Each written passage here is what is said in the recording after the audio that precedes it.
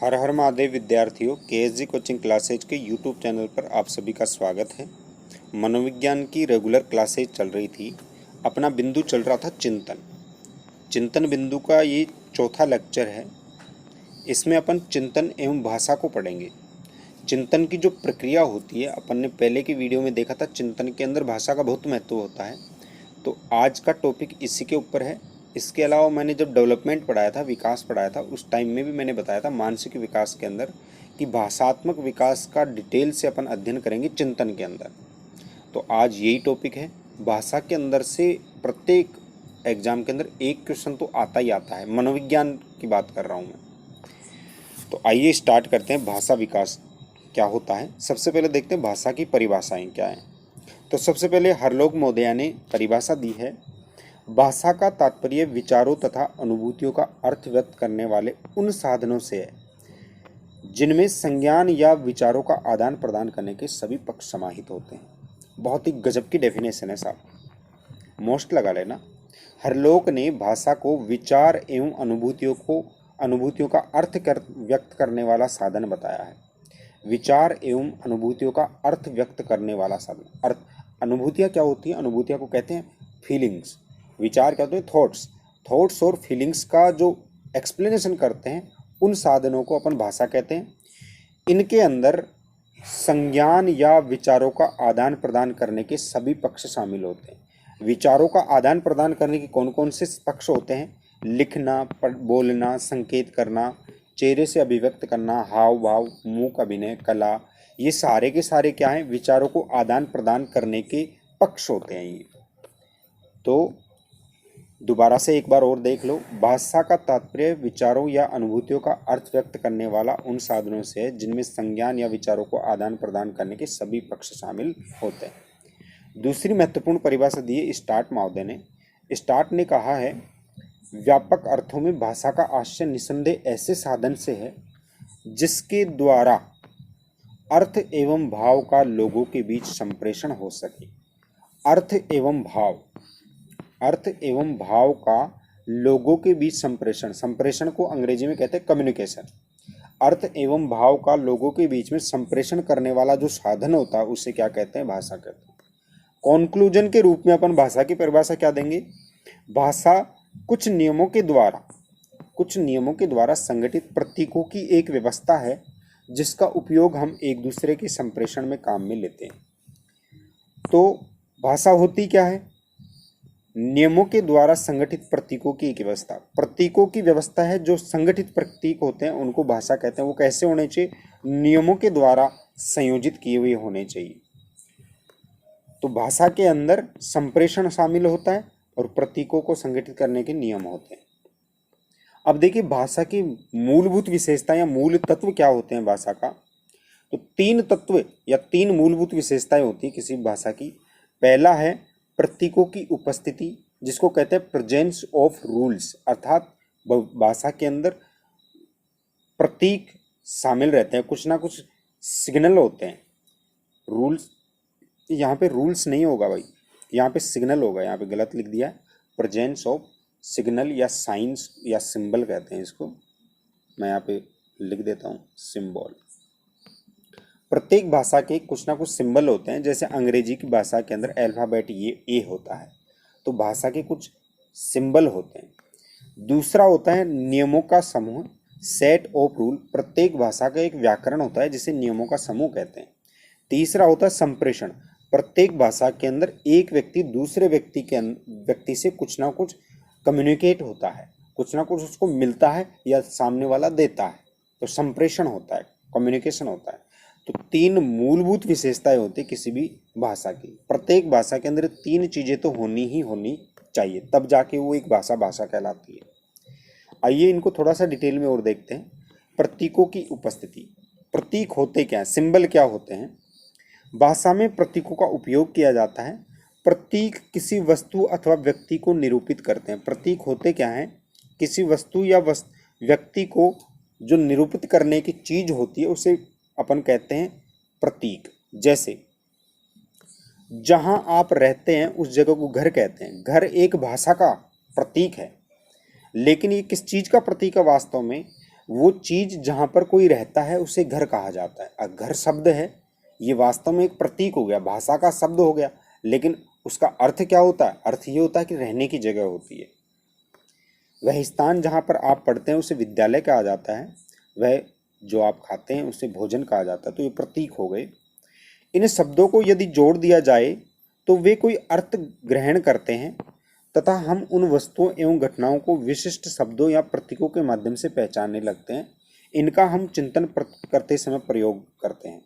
जैसे आप कोई भी चीज़ सोच रहे हैं, जैसे मैं आज लेट हो गया स्कूल में तो क्या करूँगा, तो आपके दिमाग के अंदर स्कूल की फोटो आ जाएगी, सिंबल आ जाएगा, बिंब आ जाएगा। तो प्रतीकों का प्रयोग हम विचार करते समय करते हैं। दूसरा आता है नियम अथवा समय, नियमों का समूह, इसको व्याकरण भी कहते हैं। भाषा की दूसरी विशेषता यह होती है कि उसमें कुछ नियम होते हैं। दो या दो से अधिक शब्दों को जोड़ते समय हम शब्दों के प्रस्तुतिकरण के एक निश्चित और पूर्व निर्धारित स्वीकृत क्रम का ही अनुसरण करते हैं।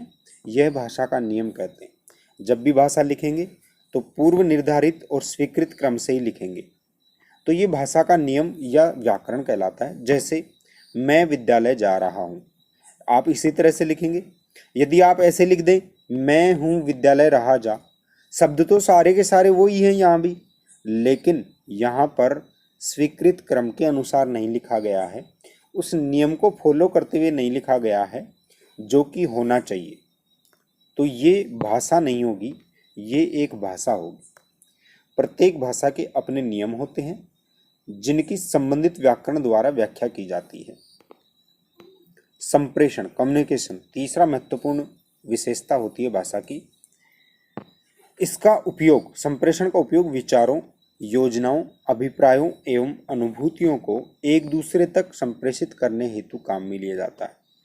भाषा की सबसे तीसरी विशेषता ये होती है कि अपनी जो स्ट्रेटजी है, अपने विचार हैं, अपना कॉन्सेप्ट्स हैं, उनको एक व्यक्ति से दूसरे व्यक्ति तक पहुंचाते हैं, अपन अनुभूति फीलिंग्स को भी पहुंचाते हैं। तो वो तीसरा महत्वपूर्ण विशेषता होती है भाषा की। अनेक अवसरों पर हम अपने शरीर के विभिन्न अंगों के माध्यम से संप्रेषण करते हैं, इसको भी मोस्ट लगा लेना। जैसे हाव भाव या संस्कृति कहते हैं। संस्कृति का मतलब होता है पोस्चर। आप जैसे टेढ़े होके खड़े हो गए, मुंह मोड़ लिया, तो ये भी भाषा संप्रेषण के कोई क्या होते हैं, संप्रेषण करने का एक तरीका होता है। तो पोस्चर भी क्या होते हैं, भाषा के अंदर ही शामिल होते हैं। हाव भाव भी, खड़ा रहने का तरीका भी, ये भी भाषा के अंदर ही आते हैं। इस प्रकार के संप्रेषण को अवाचिक संप्रेषण कहते हैं।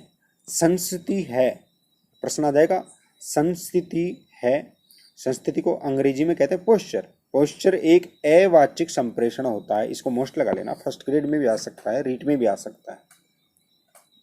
कुछ लोग मौखिक भाषा का उपयोग नहीं कर सकते, जैसे सुनने या न बोलने वाले, सुनने या बोलने में संबंधित अशक्तता वाले व्यक्ति केवल संकेतों के माध्यम से संप्रेषण करते हैं। जिन व्यक्तियों के अंदर अशक्तता होती है सुनने या बोलने के संबंधित, तो वो साइन लैंग्वेज का यूज करते हैं, आप जानते ही हो इस चीज़ को। तो अब देखते हैं भाषा के प्रकार। भाषा मुख्य रूप से 3 प्रकार की होती है, स्पीच लैंग्वेज, साइन लैंग्वेज और रिटन लैंग्वेज। इसको स्क्रिप्ट लैंग्वेज भी कहते हैं। तो 3 प्रकार की भाषा होती है, वाचिक भाषा, सांकेतिक भाषा और लिखित भाषा। वाचिक भाषा क्या होती है?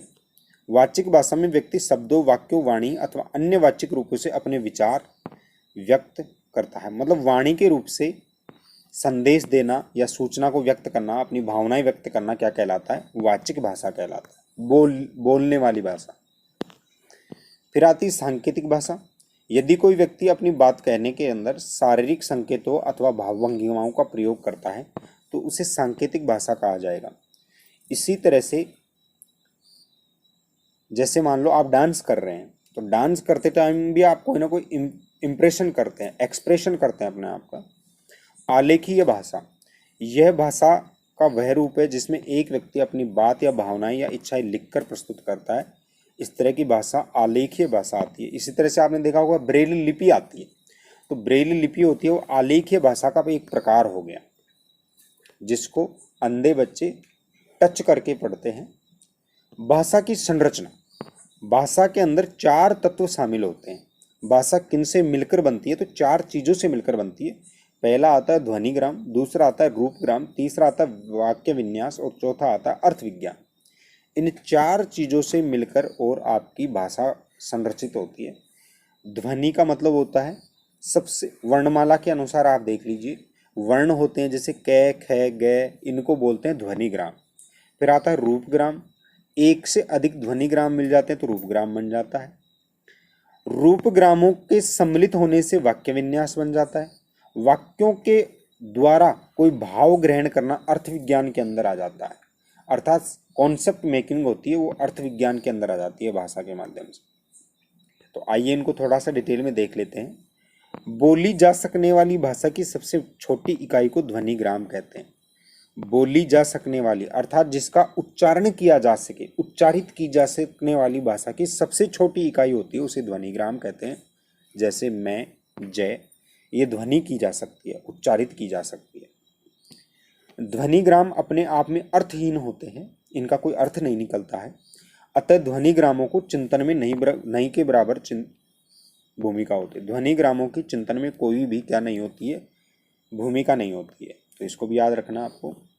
यदि 2 या 2 से अधिक ध्वनिग्रामों को आपस में संयोजित कर लिया जाए तो वे रूपग्राम बन जाते हैं।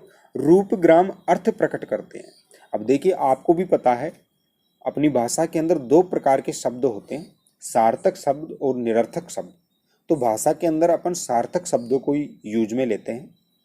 इसके अंदर 2 से अधिक ध्वनिग्राम मिलकर और रूपग्राम बना लेते हैं। रूपग्राम भाषा की सबसे छोटी इकाई माना जाता है। इसको मोस्ट लगा लेना। 2 चीज है, देखो अभी मैंने आपको बताया वर्ण का, तो बोली जा सकने वाली अगर भाषा आ जाती है, बोली जा सकने वाली भाषा की सबसे छोटी इकाई को तो ध्वनिग्राम कहते हैं, बोली जा सकने वाली भाषा। लेकिन सीधा आ जाए भाषा की सबसे छोटी इकाई कौन सी होती है, तो इसके अंदर आ जाएगा रूपग्राम। रूपग्राम को भाषा की सबसे छोटी इकाई माना जाता है। वाक्य विन्यास नियम का एक ऐसा तंत्र होता है जो यह निर्धारित करता है कि व्यक्ति किस तरह के शब्दों का उपयोग व्याकरण के वाक्यों में निर्माण में करता है। वाक्य विन्यास क्या होता है, ये वास्तव में व्याकरण होता है। व्याकरण मतलब जहाँ पर नियमों का एक ऐसा तंत्र जो यह निर्धारित करते हैं कि व्यक्ति को शब्दों का उपयोग किस तरह से किया जाना है, तो वह वाक्य विन्यास कहलाता है। अर्थ विज्ञान, अर्थ विज्ञान भाषा में यह बताता है कि व्यक्ति रूपग्रामों और वाक्यों का अर्थ किस प्रकार से निकालता है। अर्थ विज्ञान क्या बताएगा कि अर्थ किस प्रकार से निकालना है, अर्थात समझना क्या है आपको उस चीज का। नेक्स्ट टॉपिक आता है बालकों के अंदर भाषा का विकास। बहुत ही महत्वपूर्ण टॉपिक होता है। वहाँ पे थोड़ा सा कम डिटेल में दिया था, जो चीज़ें वहाँ पे दे दी थी वो चीज़ें मैंने यहाँ पे नहीं दी है, याद रखना। लेकिन जो वहाँ पे नहीं दी है वो यहाँ पे दे दी है। नवजात शिशु की पहली उत्पन्न ध्वनि क्रंदन होती है। क्रंदन को अंग्रेजी में कहते हैं क्राइंग, अथवा रोना होता है, रुदन भी कह देते हैं कभी, लेकिन क्रंदन और रुदन के अंदर डिफरेंस होता है। प्रारंभ में क्रंदन अविभेदित होता है, नॉन डिस्क्रिमिनेशन,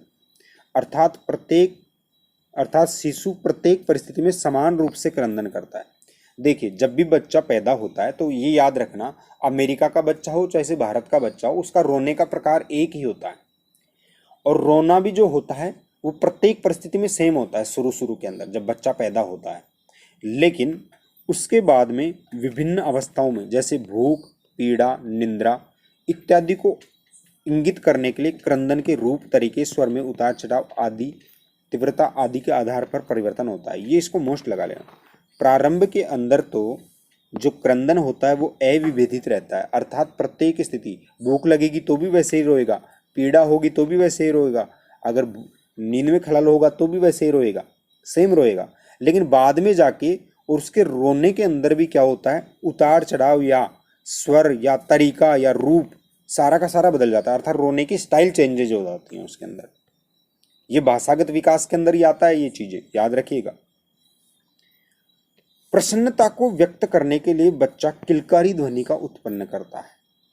ये प्रसन्नता व्यक्त करने की भाषा होती है शुरू के अंदर। तो प्रश्न अगर आ जाए, बच्चा सबसे पहले अपनी प्रसन्नता व्यक्त करता है हंसकर, तो हो भी सकता है, लेकिन मुस्कुराकर या फिर किलकारी के माध्यम से। भाषागत रूप कौन सा होगा, देखो मुस्कुराना प्रसन्नता अभिव्यक्त करने का सबसे पहला एक्सप्रेशन होता है, लेकिन वाचिक भाषा के रूप में किलकारी हो जाएगा उसका।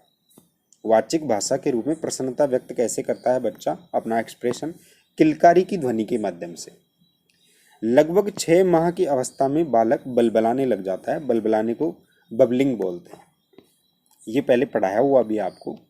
बलबलाना मानव वाणी का प्रथम लक्षण माना जाता है। मानव वाणी अर्थात भाषा, मानव की जो भाषा है उसका प्रथम लक्षण माना जाता है। इसी के साथ बच्चा वाणी ध्वनियों का प्रदर्शन करता है। यह लगभग 5 महीने बाद दिखाई पड़ने लगता है और वे एक अक्षर बोलने लग जाते हैं।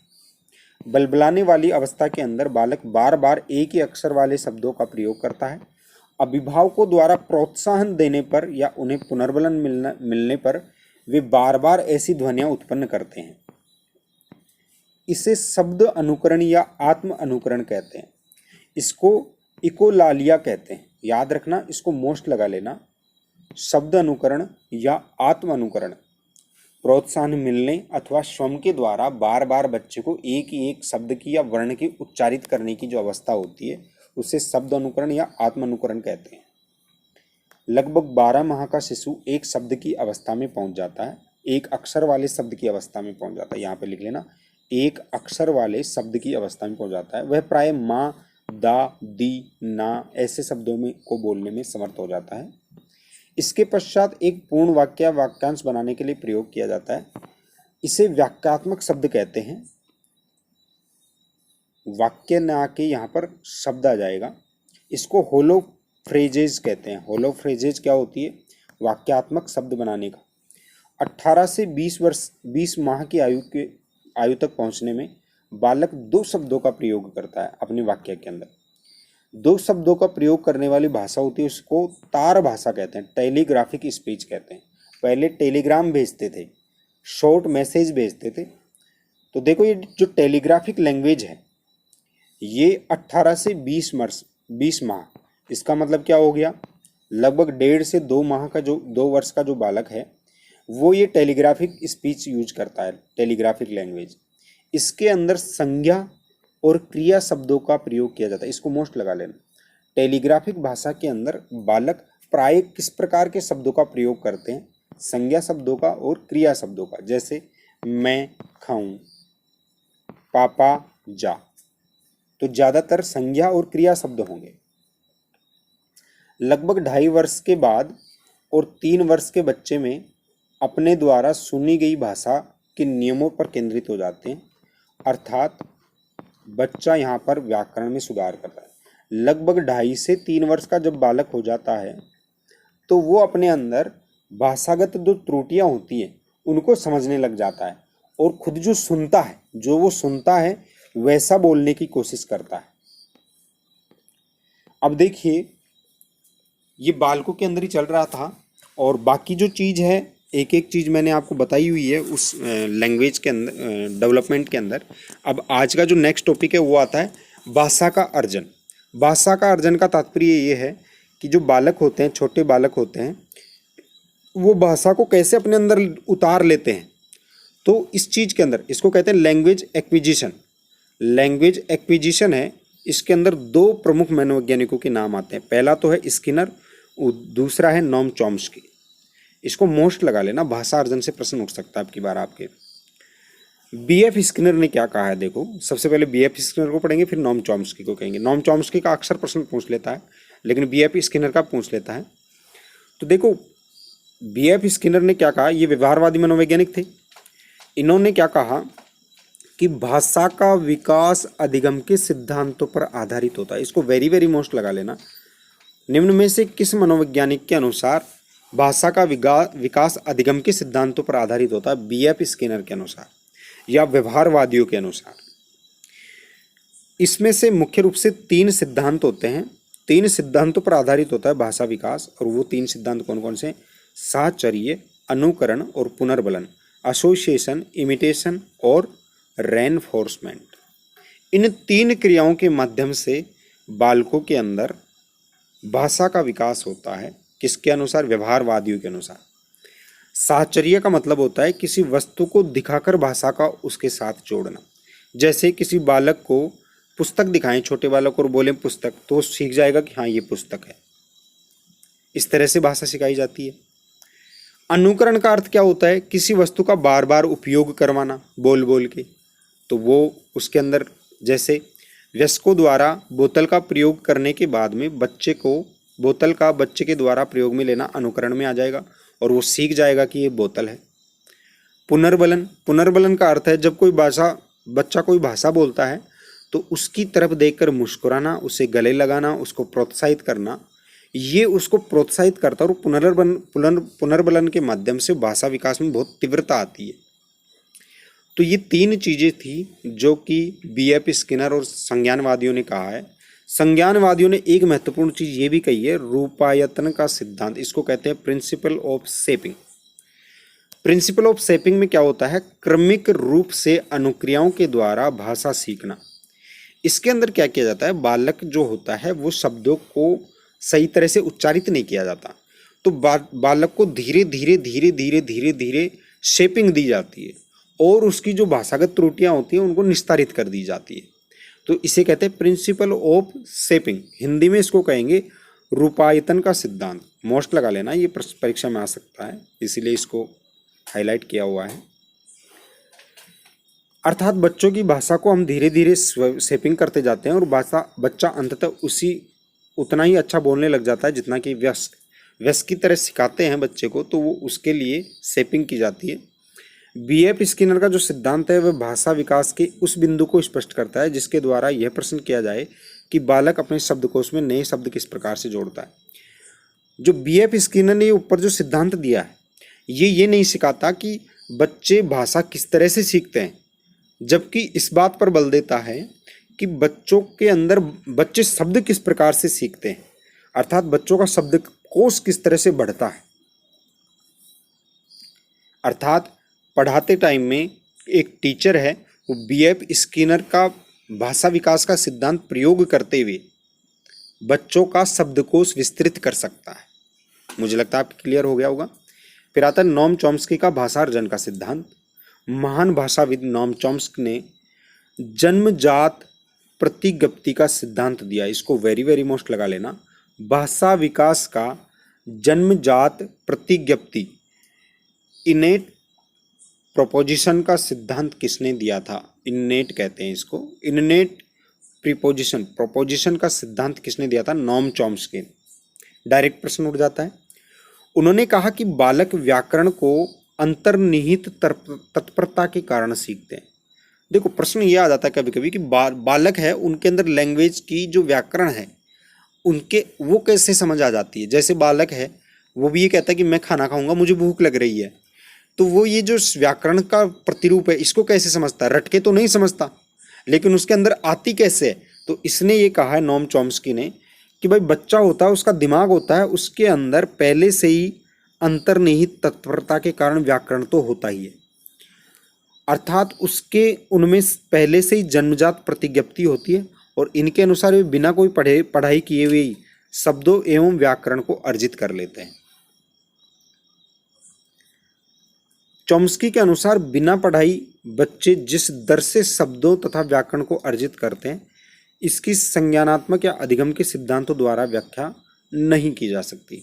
क्योंकि आपने देखा होगा कि बच्चे हैं वो जन्म लेते समय कोरा कागज होता है, 1 साल का होता है, बहुत धीमी गति से सीखता है, लेकिन 1 साल से लेकर 3 साल तक इतनी तेजी से 2 सालों के अंदर परफेक्ट नेक्स्ट के साथ बोलता जाता है। तो इतनी स्पीड से शब्दों एवं व्याकरण का अर्जन कैसे कर लेते हैं? वो कहते हैं कि उनके अंदर वैसे ही टैलेंट होता है। चॉम्स्की कहते हैं कि उनके अंदर वैसे ही टैलेंट ही होता है और उस टैलेंट को बस निखारने की आवश्यकता है। कई बार बालक ऐसे वक्तव्य बनाते हैं जो उन्होंने पहले नहीं सुना था। इसका मतलब क्या है कि वो अंदर से कोई चीज़ बनाते हैं। नोम चॉम्स्की के अनुसार संपूर्ण संसार में बालकों की भाषा का विकास की एक क्रांतिक अवधि होती है, क्रिटिकल स्टेज होती है। इस समय यदि सफल अधिगम होता तो भाषा विकास स्वतः हो जाता है। याद रखिएगा, भाषा विकास बहुत महत्वपूर्ण चीज़ होती है और एक क्रिटिकल स्टेज होती है। जैसे प्रत्येक स्टेज के अंदर यदि आप बच्चे को वातावरण दे देते हैं तो स्वतः रूप से ही लैंग्वेज को सीख जाते हैं। तो ऐसा एनवायरनमेंट डेवलप करना चाहिए जिससे कि भाषा हो जाए। चॉम्स्की के अनुसार भाषा का विकास शारीरिक परिपक्वता की तरह होता है। इसको भी मोस्ट लगा लेना। निम्न में से किस मनोवैज्ञानिक ने कहा है कि भाषा का विकास शारीरिक परिपक्वता की तरह होता है? जो उपयुक्त देखभाल करने पर बच्चों में स्वतः हो जाता है। चॉम्स्की के अनुसार बच्चों में सर्वभाषा व्याकरण पहले से ही व्याप्त होता है। Very very most. अर्थात किसी भी बालक को कोई भी भाषा सुनाते हैं तो वह उसकी व्याकरण को सरलता से सीख लेता है, इजीली सीख लेता है। हिंदी सिखाओगे तो हिंदी, संस्कृत सिखाओगे संस्कृत, इंग्लिश तो इंग्लिश, मलयालम तो मलयालम। इसका अर्थ यह हुआ कि किसी मलयालम भाषा बोलने वाले माता पिता की संतान बच्चे को यदि अंग्रेजी भाषा का वातावरण में पाला जाए तो वह अंग्रेजी भाषा के व्याकरण एवं भाषा को सरलता से सीख लेगा। इसको मोस्ट लगा लेना। भाषा विकास में आनुवांशिक एवं वातावरण दोनों का समान प्रभाव होता है, अर्थात प्रकृति एवं अधिगम दोनों ही भाषा विकास को प्रभावित करते हैं। इसको वेरी वेरी मोस्ट लगा लेना। आ सकता है ये प्रश्न, तो ज़्यादातर जो प्रश्न आते हैं उनमें तो आप लगाते ही हैं, दोनों का प्रभाव रहता है, तो इसमें भाषा में भी दोनों का प्रभाव रहता है। अब नेक्स्ट आता है द्विभाषा। एक टॉपिक आता है द्विभाषा या बहुभाषा। पिछली बार भी इसमें से प्रश्न आया था। द्विभाषा और बहुभाषा क्या होती है? द्विभाषिता का अर्थ होता है, यहाँ पे इस पर जो शब्द लिखा हुआ उसके अंदर त्रुटि है, इधर की साइड आएगी, छोटी ई की मात्रा आएगी। द्विभाषिता का अर्थ है दो भाषाओं में वार्तालाप करने की दक्षता अर्जित करना। दो से अधिक भाषाओं को सीखना बहुभाषिता कहलाता है। दो भाषा सीखना द्विभाषा और दो से ज़्यादा भाषा सीखना बहुभाषिता। मातृभाषा क्या होता है? इसको मोस्ट लगा लेना भाई। ये प्रश्न आपके आ सकता है, छप सकता है, क्योंकि आपके एनसीएफ के अंदर मातृभाषा का उल्लेख किया हुआ है। तो देखो, मातृभाषा का सामान्य अर्थ क्या होता है? व्यक्ति द्वारा बचपन में बोली जाने वाली भाषा, व्यक्ति की जन्मजात भाषा, घरों में प्रयुक्त होने वाली भाषा या माँ द्वारा बोली जाने वाली भाषा। मातृभाषा मतलब माँ द्वारा बोली जाने वाली भाषा। तो मदर टंग क्या होती है? मदर टंग का मतलब अपन इस अर्थ से लेते हैं, ये अर्थ सही है, लेकिन मनोवैज्ञानिक रूप से मातृभाषा का तात्पर्य क्या होगा? मनोवैज्ञानिक रूप से मातृभाषा का तात्पर्य उस भाषा से होता है जिसमें व्यक्ति अपने सामाजिक स्तर पर तादात्म्यता स्थापित करता है। वह भाषा जिसके माध्यम से व्यक्ति अपने सामाजिक स्तर पर तादात्म्य स्थापित करता है, अर्थात सोशल लेवल पर आप किस तरह से इंटरेक्ट करते हैं, वह आपकी मदर टंग होती है। यहाँ पर सामाजिक स्तर नहीं आएगा भाई, इसको काट लेना, ये मिस प्रिंट है। सामाजिक स्तर ना आके यहाँ पर आएगा सामवेगिक स्तर। सामवेगिक स्तर मैं यहाँ पे लिख देता हूँ, इसको सही कर लेना। हो सकता है नोट्सों में गड़बड़ आ जाए आपके पास में, तो यहाँ पे वीडियो में आपका क्लियर हो गया है। व्यक्ति अपने सामवेगिक स्तर पर तादात्म्यता अर्थात अपने इमोशंस के साथ बैलेंसिंग जो बना लेता है जिस भाषा के अंदर, वह भाषा उसकी मदर टंग होती है। इमोशंस का रिलेशनशिप जिस भाषा से होती है व्यक्ति की, वो मदर टंग होती है, सीखी गई नहीं होती है। मातृभाषा एक से अधिक भी हो सकती है। विशेष रूप से भारतीय सामाजिक संदर्भ में द्विभाषिता और बहुभाषिता पाई जाती है, एक से ज़्यादा लैंग्वेजेज पाई जाती हैं। बहुभाषिता से बच्चों में संज्ञानात्मक, भाषात्मक और शैक्षिक दक्षता में वृद्धि होती है। इसको भी मोस्ट लगा लेना। बहुभाषिता अच्छी मानी जाती है। अब आता है चिंतन एवं भाषा। आज का प्रमुख टॉपिक है चिंतन एवं भाषा। हमने पहले पढ़ा था कि चिंतन में भाषा सम्मिलित होती है, तो इस मुद्दे को चिंतन एवं भाषा के अंदर मनोवैज्ञानिक 3 भागों में विभाजित होते हैं। कुछ मनोवैज्ञानिक मानते हैं कि विचारक के निर्धारक के रूप में भाषा होती है। कुछ मनोवैज्ञानिक मानते हैं भाषा निर्धारक के रूप में विचार होता है, और कुछ मनोवैज्ञानिक कहते हैं कि भाषा में विचार अलग अलग रूप से उत्पन्न होते हैं। देखिए, पहली श्रेणी के जो मनोवैज्ञानिक हैं वो ये कहते हैं कि भाषा पहले उत्पन्न होती है और बाद में विचार उत्पन्न होते हैं। यदि भाषा नहीं होगी तो विचार उत्पन्न नहीं होंगे। क्लियर है? चिंतन तभी होगा जब भाषा उत्पन्न होगी। पहले टाइप के ये कहते हैं। दूसरे टाइप वाले जो मनोवैज्ञानिक है वो कहते हैं कि विचार पहले उत्पन्न होते हैं और फिर भाषा बनती है। पहले दिमाग के अंदर विचार उत्पन्न होते हैं, फिर अपन लैंग्वेज से उसकी शेपिंग करते हैं। तीसरे प्रकार के जो मनोवैज्ञानिक हैं वो कहते हैं कि भाषा और विचार दोनों स्वतंत्र रूप से, भिन्न भिन्न रूप से उद्भव होता है उनका। आइए पहले अपन देखते हैं विचार के निर्धारक के रूप में भाषा किस तरह से होती है। मनोवैज्ञानिक बेंजामिन वॉर्फ इसको मोस्ट लगाने ना, किस मनोवैज्ञानिक के अनुसार विचारक के निर्धारक के रूप में भाषा होती है? तो उसे कहते हैं बेंजामिन वॉर्फ। इन्होंने कहा कि भाषा विचार की अंतर्वस्तु का निर्धारण करती है। अर्थात विचार की अंतर्वस्तु क्या होगी ये कौन निर्धारित करती है? भाषा। लैंग्वेज के कारण विचार का जो कंटेंट होता है वो निर्धारित किया जाता है। उनका मानना था कि विचार किस प्रकार के होंगे ये भाषा द्वारा निर्धारित किया जाता है। मोस्ट लगा लेना, वॉर्फ ने यही कहा था। बेंजामिन का यह दृष्टिकोण भाषाई सापेक्षता प्राक्कलन कहा जाता है। इसको कहते हैं linguistic relative hypothesis. Linguistic relative hypothesis.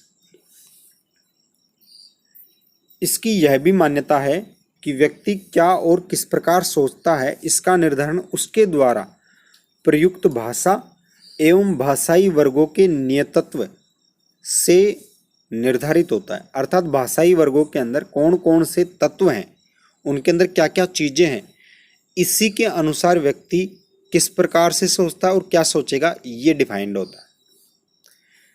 हमने देखा है कि भारत में बच्चे अपने मामा, नाना, चाचा इत्यादि को अलग अलग रूप में जानते हैं, लेकिन अंग्रेजी भाषा में इसका एक ही शब्द होता है और वो होता है अंकल। अब वहाँ के बच्चे अंकल को क्या सोचते हैं, वो अलग अलग रूप में लेते हैं, एक ही रूप में लेते हैं, तो ये सोचने वाली चीज़ है। तो देखो भाषागत रूप से हर संस्कृति के अंदर अलग अलग चीज़ें होती है। अर्थात भाषा के अंदर बहुत सारे संप्रत्यय समाहित होते हैं और यह अपने सोचने को प्रभावित करता है। प्रायोगिक साक्ष्य ये बताते हैं कि भाषाई वर्गों एवं संरचनाओं की उपलब्धता के आधार पर सभी भाषाओं में विचार की गुणवत्ता का एक ही स्तर पाया जाता है। अर्थात क्वालिटी तो सेम ही होती है सभी के अंदर, क्वालिटी भाषाओं के अंदर सेम ही रहती है, लेकिन कुछ विचार एक भाषा की तुलना में दूसरी भाषा में सरल हो जाते हैं। अर्थात विचारों का सरल एवं कठिन होना भाषा के ऊपर निर्भर करता है। कोई विचार किसी भाषा में कठिन हो सकता है, किसी भाषा में सरल हो सकता है, ये चीज़ होती है, लेकिन क्वालिटी होती है सभी भाषाओं की अच्छी रहती है। इस विचारधारा के अन्य मनोवैज्ञानिक थे ब्रूनर और बर्नस्टीन। नेक्स्ट आता है भाषा के निर्धारक के रूप में विचार। अर्थात विचार पहले उत्पन्न होंगे और भाषा बाद में। इस विचार के सबसे प्रमुख मनोवैज्ञानिक थे वो थे जीन पियाजे। इसको वेरी वेरी मोस्ट लगा लेना। किस मनोवैज्ञानिक ने कहा है कि विचार भाषा से पूर्व ही उत्पन्न हो जाते हैं? जीन पियाजे ने कहा है।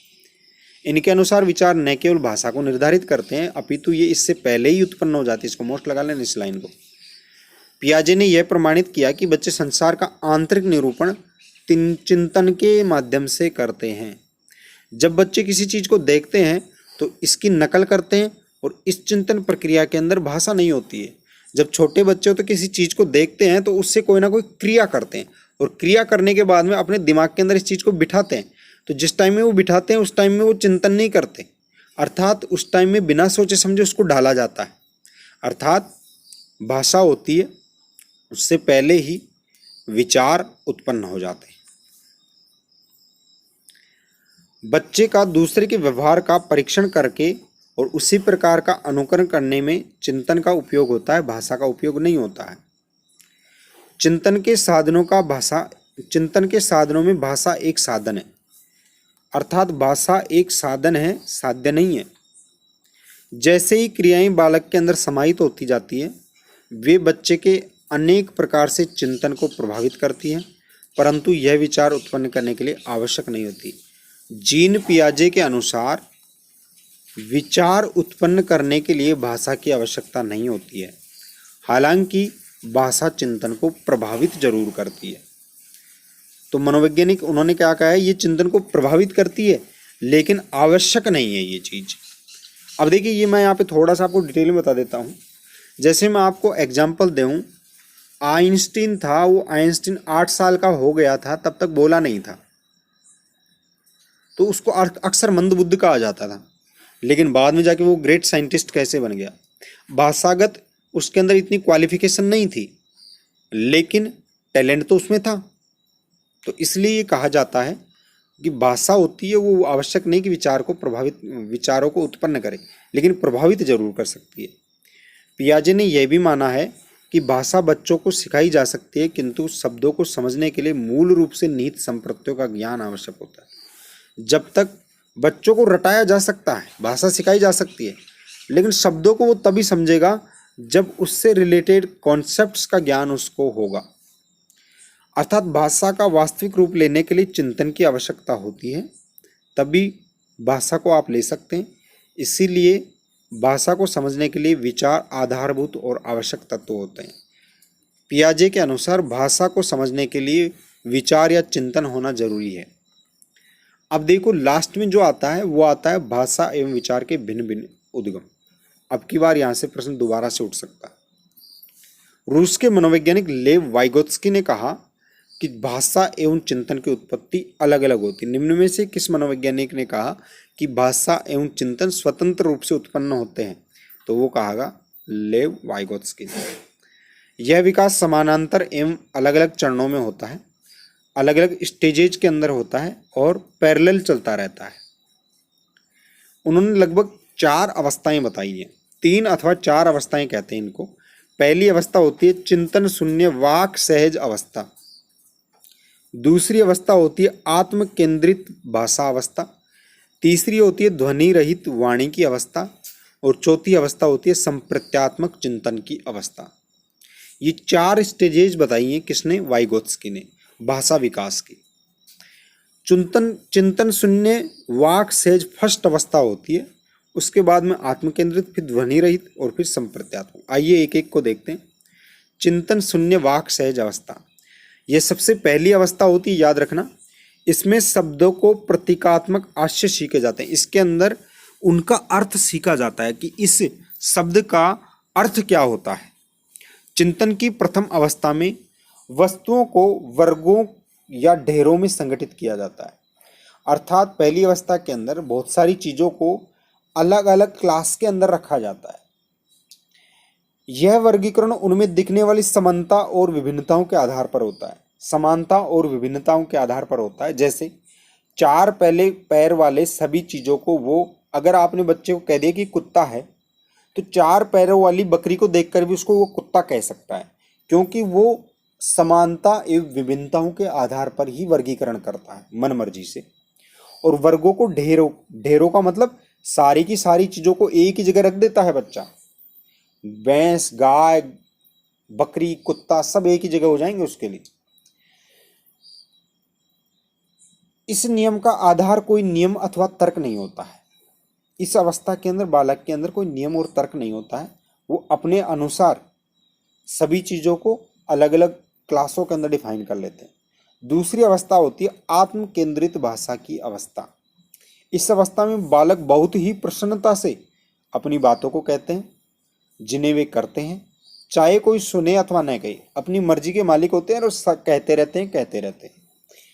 इस अवस्था में रचना के रूप में चिंतन होता है। रचना का रूप का मतलब होता है कंस्ट्रक्शन होता है। यहाँ पे कंस्ट्रक्शन मतलब चिंतन होता है, उसका कंस्ट्रक्शन होता है। अर्थात विचारों को बुनते हैं बच्चे, जिसमें बच्चे वस्तु को अलग अलग अवयवों को अपरिवर्तनीय मूर्त अथवा वास्तविक संबंधों के प्रत्यक्षण से करते हैं। देखिए यहाँ पर बालक जो होते हैं वो कोई भी चीज को देखते हैं और देखकर उस चीज के अलग अलग अवयवों को देखते हैं। अलग अलग अवयवों को देखने पर उन बच्चों को प्रत्यक्षण अनुभव होता है। प्रत्यक्षण का मतलब अलग अलग चीजों को अलग अलग, जैसे पहले जो वाक सहज परिस्थिति होती थी उसके अंदर वो कुत्ते को बकरी कह सकता है, लेकिन दूसरी अवस्था के अंदर वो फिर उसकी विशेषताओं को देखेगा। विशेषताओं को देखने के बाद में उसका प्रत्यक्षण होगा। तीसरी जो अवस्था होती है उसके अंदर ध्वनि रहित वाणी की अवस्था होती है। इसे आंतरिक भाषा की अवस्था भी कहते हैं, इंटरनल लैंग्वेज की अवस्था कहते हैं इसको। इसमें बच्चे ध्वनि रहित वाणी का उपयोग करते हुए विचारों में स्वेच्छा से परिवर्तन करने के योग्य हो जाते हैं। अर्थात वो मन ही मन सोच के और अपने विचारों को पुनर्व्यवस्थित कर सकते हैं, रोक सकते हैं, दूसरी डायरेक्शन के अंदर फ्लो कर सकते हैं। यह लगभग 2 वर्ष के पश्चात की अवस्था होती है, अर्थात 3-4 वर्ष के बाद की अवस्था होती है ध्वनि रहित जो अवस्था होती है। चौथी अवस्था होती है वो आती है संप्रत्यात्मक चिंतन की अवस्था। यह अंतिम अवस्था संप्रत्यात्मक चिंतन की अवस्था होती है भाषा और चिंतन के अंदर, जिसमें बच्चे अमूर्त तत्वों के बीच जुड़ाव देखते हैं और उनका विश्लेषण कर सकते हैं। अमूर्त तत्व अर्थात जो दिखाई नहीं देते हैं उनके बीच भी वो कॉम्बिनेशन कर सकते हैं और उनका विश्लेषण भी वो कर सकते हैं। वाइगोत्स्की के अनुसार जब बच्चे एक अवस्था के बाद में दूसरी अवस्था में जाते हैं तो संधि काल में मौलिक संरचनाएं नष्ट हो जाती हैं। इसका तात्पर्य ये है कि यदि तीसरी स्टेज से बालक चौथी स्टेज में आएगा तो तीसरी स्टेज की जो मौलिक अवस्थाएं होती है वो नष्ट हो जाती हैं और चौथी स्टेज के अंदर नई संरचनाओं का निर्माण हो जाता है। उनका यह भी मानना है कि अंतिम अवस्था में भाषा एवं चिंतन का विकास एक दूसरे से स्वतंत्र रूप से होता है। अंतिम अवस्था में जो भाषा और चिंतन होता है वो स्वतंत्र रूप से होता है, अलग अलग रूप से होता है। संप्रत्यात्मक चिंतन का विकास तथा आंतरिक भाषा दोनों एक दूसरे से निर्भर करते हैं, एक दूसरे से रिलेटेड डिपेंडेड होते हैं। मतलब अंदर जो भाषा अपनी होती है और अंदर जो चिंतन चलता रहता है वो एक दूसरे पर डिपेंडेड तो होते हैं लेकिन वो स्वतंत्र होते हैं। चिंतन बिना भाषा के भी प्रयुक्त होता है। कब प्रयुक्त होता है? विशेषकर जब चिंतन अवाचिक होता है। चिंतन अवाचिक, अवाचिक का मतलब बिना बोले होता है, तो बिना भाषा के भी प्रयुक्त होता है। जैसे चाक्षुष या गति से जुड़ा हुआ चिंतन। आप चलते चलते कोई, जैसे मान लीजिए आप सोच रहे हैं कि मेरे को जयपुर जाना, तो मैं किस तरह से जाऊंगा। इस टाइम में आपके अंदर दिमाग, आपके मस्तिष्क के अंदर केवल फोटो ही फोटो चलेंगी कि अपन वहां जाएंगे, वहां जाएंगे, वहां जाएंगे, लेकिन आप मन के अंदर बोल नहीं रहे होंगे। आपके अंदर, दिमाग के अंदर फोटो की रील चलेगी। तो ये जो सोचना है, ये जो चिंतन का प्रकार है, ये अवाचिक प्रकार का चिंतन होता है। इसको मोस्ट लगा लेना। गति से जुड़ा हुआ जो चिंतन होता है वो बिना भाषा का चिंतन होता है, इसे अवाचिक चिंतन भी कहते हैं। तो मुझे लगता है आपके क्लियर हो गया होगा ये टॉपिक। तो आज के टॉपिक में अपन इतना ही पढ़ते हैं।